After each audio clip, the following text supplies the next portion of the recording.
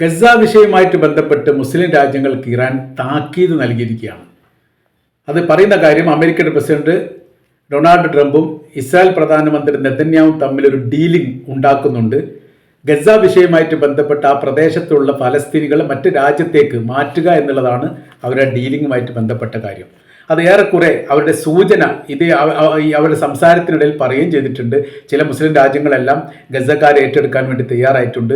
മറ്റു ചില രാജ്യങ്ങൾ വല്ലാതെ വൈകാതെ തന്നെ ഇത് ഏറ്റെടുക്കുകയും ചെയ്യും എന്നാണ് അവർ പറഞ്ഞു വെക്കുന്നത്.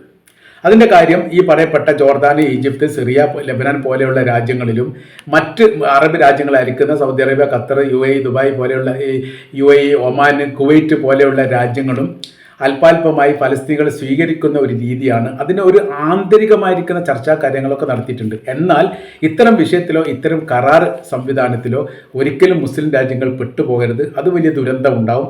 പാലസ്തീൻ എന്ന് പറയുന്ന ദേശം ഇല്ലാതാകുന്ന ഒരു സാഹചര്യങ്ങൾ വരുമെന്നുള്ളതും ഗസ വിഷയത്തിൽ തങ്ങൾ നേരിട്ട് ഇടപെടുന്ന ഒരു സാഹചര്യത്തിലേക്ക് ഈ കാര്യങ്ങൾ കൊണ്ടെത്തിക്കും എന്ന് മുസ്ലിം രാജ്യങ്ങൾക്ക് ഒരു മുന്നറിയിപ്പ് എന്ന തരത്തിൽ തന്നെ ഇറാൻ നൽകിയിരിക്കുകയാണ്.